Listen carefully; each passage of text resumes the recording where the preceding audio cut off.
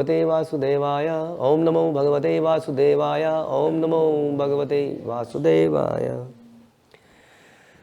Shrimad Bhagavatam 4th canto 20th chapter.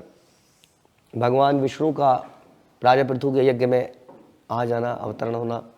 श्लोक संख्या 18 में हमने पढ़ा था, चल रहा था चर्चा कि राजा इंद्र अपने कार्यों से अत्यंत लज्जित हो गया।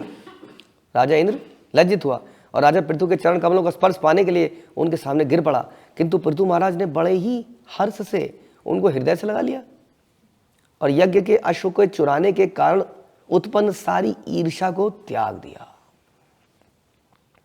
भगवानत विश्वात्मा पृथुनोपहिताहरण समुज्जिहानया भक्तया गृहीत चरणाम्बुज। राजा पृथु ने अपने ऊपर कृपालु श्री भगवान के चरण कमलों की प्रभूत पूजा करी। राजा पृथु ने अपने ऊपर कृपालु भगवान के चरण कमलों की प्रभूत बड़े अच्छे तरीके से पूजा करी। भगवान ने क्या कृपा करी इनके ऊपर, समझ नहीं आया। बेचारा अच्छा काम कर रहा था, अच्छा काम करने से रोक दिया। अगर 100 अश्वमेघ यज्ञ हो जाते तो कुछ अचीवमेंट प्राप्त कर लेता। 100 मालाओं जपा टूल विदाउट बीइंग रेड होने ही वाली थी, लेकिन एक लाल हो गया। तो फिर भगवान ने क्या कृपा करी इनके ऊपर? इनको समझाया, इनको अपना माना। भगवान ने यही कृपा करी कि उनके पास आए और उनको समझाया। अगर भगवान समझा रहे हैं तो that means he is taking time for us, he is taking interest in us. हमारे में इंटरेस्ट ले रहे हैं, हमें कुछ बता रहे हैं। इसलिए हम कई बार कहते हैं यदि भगवान दंडित भी कर रहे हैं तो इसका मतलब भगवान हमें इंटरेस्ट ले रहे हैं, तभी तो दंडित कर रहे हैं, वरना तो इग्नोर कर देते, टोटल इग्नोर्ड। तो वास्तव में कई बार पता नहीं चलता कि हमारे पर कृपा हो रही है कि नहीं। तो इसलिए कह रहे हैं कृपालु भगवान के चरण कमलों की पूजा करी। इस प्रकार भगवान के चरण कमलों की आराधना करते हुए भक्ति में महाराज पृथु का आनंद क्रमशः बढ़ता गया। तो इस प्रकार भक्ति का आनंद हमेशा बढ़ता चला जाता है। फिर प्रस्थान अभिमुखा अपि एनम अनुग्रह विलंबिता पश्यन् पद्म कपलाश अक्षः न प्रथस्थे सुहृत सताम। भगवान प्रस्थान करने वाले थे, अब सारा मैटर सॉल्व हो गया था, शांति स्थापित हो गई थी, भाईचारा हो गया था, झगड़ा खत्म हो गया था। हमारे माता पिता गुरु यही चाहते हैं, क्या? झगड़ा नहीं होना चाहिए। हाँ, तो भगवान प्रस्थान करने वाले थे, किंतु वे राजा पृथु के चरित्र के प्रति इतने वत्सल थे कि जा ही नहीं पा रहे थे वहां से। ऐसा पहले कभी हुआ इतिहास में? कहाँ? शुरू में? नहीं, कि भगवान जाना चाह रहे हैं और गए नहीं। तो युधिष्ठिर महाराज ने भगवान को रोका था। भगवान जा रहे थे, द्वारका के लिए तैयार हो गए थे, रथ वथ सब कुछ रेडी हो गया है, भगवान जा रहे हैं। हाँ, अब युधिष्ठिर में थोड़े दिन और रुक जाइए बस, जैसे कई बार हम कहते हैं ना, एक दिन और रुक जाओ। तो युधिष्ठिर महाराज की बात को भगवान मना ही नहीं कर पाए और रुक गए। बताइए, चलने वाला आदमी वापस आ गया, फिर से अनपैक करा सामान। तो इतना भगवान भक्त वत्सल है। कैसे, लेकिन क्यों हो जाते हैं ऐसे? भक्त के चरित्र से, पृथु के चरित्र से। तो what is important is our चरित्र, नेचर, स्वभाव, जिसमें क्या प्रमुख चीजें हैं जो भगवान को अट्रैक्ट करती हैं? हमारी विनम्रता, दीनता, दीन भावना, सहनशीलता, फॉरगिवनेस, क्षमा, ये चीज़ें भगवान को बड़ा अट्रैक्ट करती हैं। और इन सब के साथ सबसे इम्पोर्टेंट भगवान की भक्ति करना।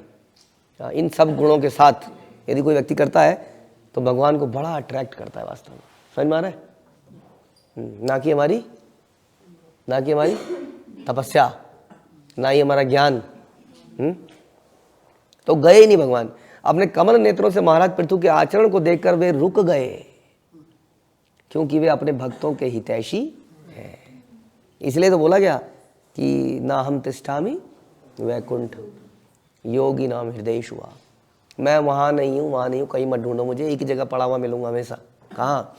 यत्र गायन्ति मद्भक्ता, जहाँ मेरे भक्त होंगे, हाँ मेरा गान कर रहे होंगे, वहाँ पर मैं मिल जाऊँगा तुम्हें आसानी से। वहाँ मेरे को ढूंढो।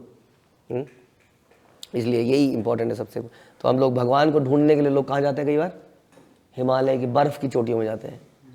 हाँ, वहाँ मिलेंगे भगवान कहीं। हाँ, योगी लोग तपस्या कर रहे हैं वहाँ पर। कई लोग बड़े अट्रैक्ट हो जा रहे हैं, ये बर्फ़ के अंदर कर रहा है, मर नहीं रहा है। बताइए आदमी, नंगा आदमी घूम रहा है वहाँ पर और मर नहीं रहा है, क्या बात है, क्या उसकी वो है, ये है।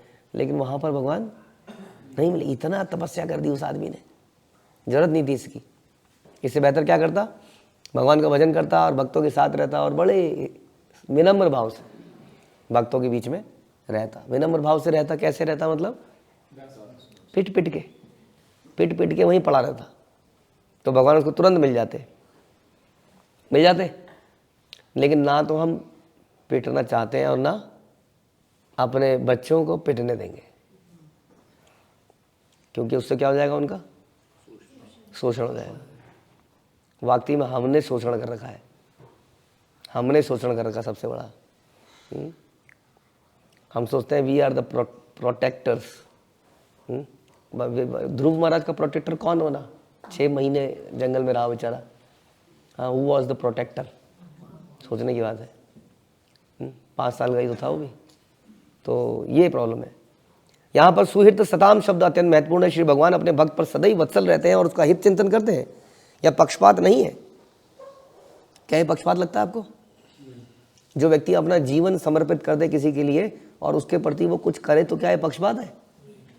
ऐसा होना चाहिए, सब बराबर होना चाहिए। बराबर नहीं होना चाहिए, सिस्टम ऐसा नहीं होना चाहिए, सब बराबर नहीं होना चाहिए, एकदम बढ़िया दूध का दूध और पानी का पानी नहीं होना चाहिए। हाँ, इक्वल अपॉर्चुनिटीज फॉर ऑल। नहीं, इक्वल अपॉर्चुनिटीज फॉर ऑल नहीं होनी चाहिए। क्यों?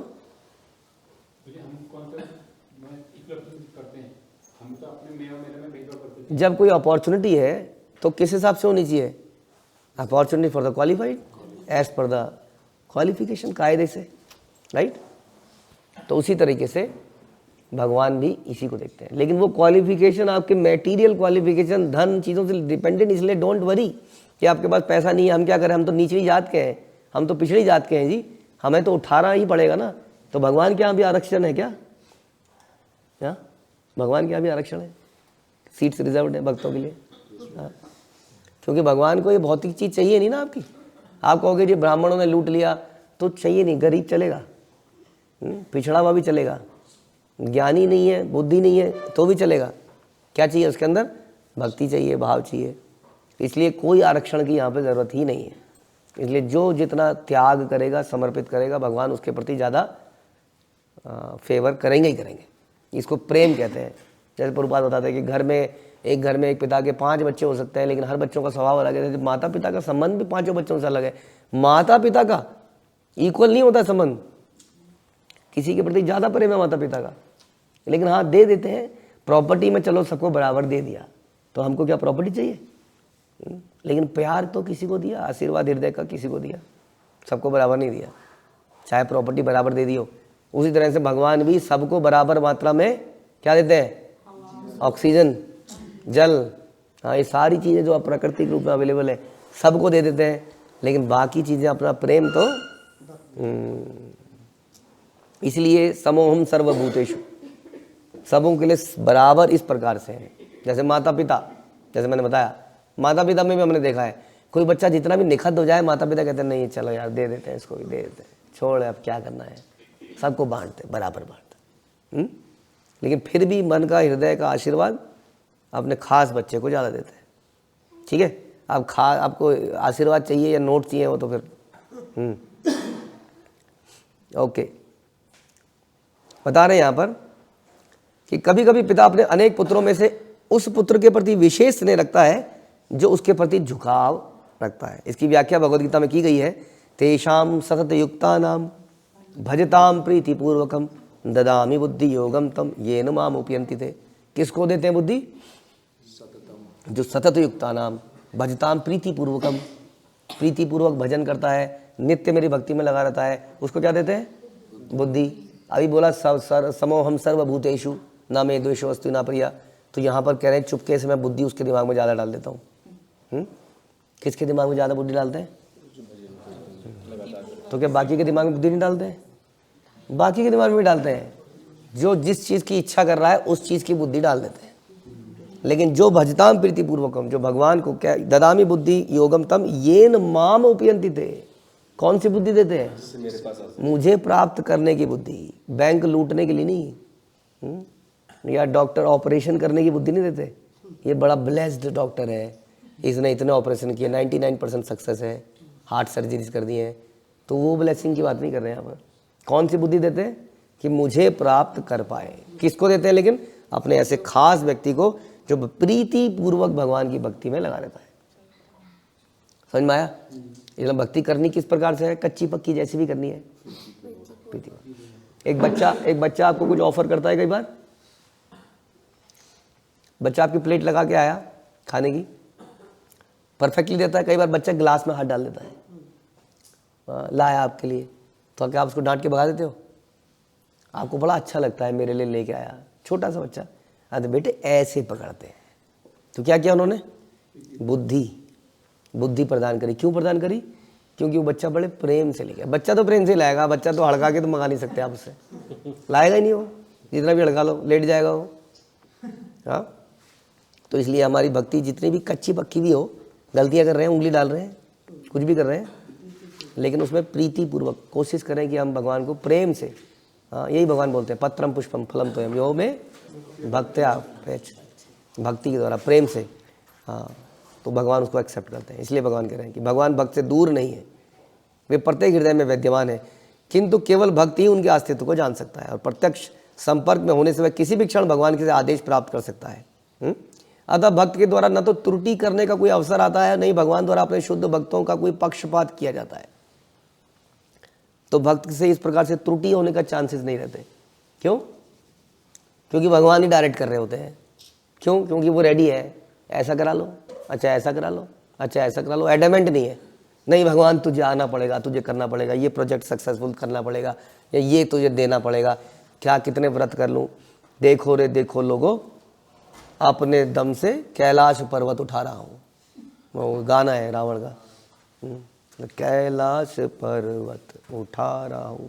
वो कैलाश पर्वत शिव जी जिसकी आराधना कर रहे हैं उसके आसन को हिला दिया। जैसे आप अपने गुरुजी को उठाने गए हो, गुरुजी उठ नहीं रहे, आपने पलंग ही उठा दिया, गुरुजी। हाँ, और भगवान ने कहा ये क्या, शिव जी ने ये क्या हो गया। बाद में खैर शिव जी ने फिर जब हल्का सा पैर रखा, वो हाथ दब गया उसका, तो समझ में आ गया उसके। तो इस प्रकार से समझना पड़ेगा हमें कि भक्त जो है अपने हिसाब से, भगवान के हिसाब से अपने जीवन को मोल्ड करने के लिए तैयार बैठा है। जैसे प्रभुपाद ने बोला कि नचाओ नचाओ नचाई थे से मत, कि आप मेरे को जैसे नचाओ, जैसे कि कास्ट यानी कि लकड़ी की पुतली को, क्या कहते हैं उसको, कठपुतली को हिलाते हैं। इज रेडी कि जैसा करना है वैसा कर लीजिए मेरे साथ। हाँ, कोई प्रोजेक्ट पूरा होने वाला था, आखिर मोमेंट में कहिए छोड़ दो, ओहो, हाँ जैसे पृथ्वी महाराज का हम चर्चा कर रहे थे, वही चर्चा चल रही है, हाँ, छोड़ दिया, नो प्रॉब्लम। और उसके बाद कितना नाम हो सकता था आपका। तो भक्त ऐसा करने को, इसलिए उससे क्या नहीं होगा, कभी त्रुटि नहीं होगी, क्योंकि वो एडेमेंट नहीं है, नहीं अब तो करके रहूँगा, बहुत हो गया। वो जैसी सिचुएशन होती है अपने आप को वैसा मोल्ड कर लेता है, इसलिए उससे गलती होने के चांस रहती है, इसलिए वो मोड ऑफ पैशन में नहीं आ जाता है, इसलिए उससे अपराध नहीं होते हैं। समझ में आ रहा है? अपराध हमसे कब होते हैं, अग्रेशन हमसे कब हो जाता है, जब हम किसी भी कॉस्ट में उस चीज़ को करना चाहते हैं, अचीव करना चाहते हैं, एट एनी कॉस्ट। अब हम भगवान की विल पे डिपेंड नहीं कर रहे हैं, और भगवान हमारे सामने एडवर्स सिचुएशन डाले जा रहे हैं, वो पूरा होके नहीं दे रहा आपके सामने। अब आपने तलवार निकाल ली, यलगार, और उसमें कई सारे भक्तों को काट डाला, या जो भी आपके आसपास आया उसे काट डाला। तो ये ऐसा ना करके हमें देखना चाहिए कि भगवान हमसे क्या चाह रहे हैं। अब मुसीबत बीच में कुछ ऐसी आ रही है, तो सिचुएशन ऐसी है, हाँ, तो we should always be a Vaishnav. भगवान ने आपको कभी नहीं कहा कि वैष्णव सिद्धांत को छोड़कर तुम्हें इस प्रोजेक्ट को करना ही है। समझ में आया? तो आप बहुत बड़े प्रचारक हैं, माना बन सकते हैं, लोगों का उद्धार कर सकते हैं, लेकिन आपको अपने गुरु परंपरा के प्रति शरणागत रहना ही पड़ेगा। चाहे आप कितना भी बढ़िया क्यों नहीं बोल सकते हैं, हो सकता है बोले और आपके पीछे लोग पड़ जाएं, लेकिन वो सक्सेस नहीं माना जाएगा उसको। समझ में आ रहा है? उसको सक्सेस कंसीडर नहीं करा जाएगा, क्योंकि उसने वैष्णव सिद्धांत को साइड में कर दिया। समझ में आ रहा है? जो कि पृथ्वी महाराज ने नहीं किया। यहाँ पर यही समझने की बात है। ऐसे विचारों वाले व्यक्ति को भगवान तुरंत उसके हृदय में बैठ जाते हैं, उसके पास आ जाते हैं। इसलिए भगवान वहाँ से गए ही नहीं, जिस भगवान को बुलाना भी बड़ा मुश्किल है, हाँ, और वो आके जा ही नहीं रहे। कितना प्रेम उन्होंने किया फिर तुम्हारा से। आगे इस संबंध में क्या क्या हुआ इसको हम चर्चा करेंगे अगले प्रवचन में। हरे कृष्ण। श्रील प्रभुपाद की जय। ग्रंथराज श्रीमद् भागवतम की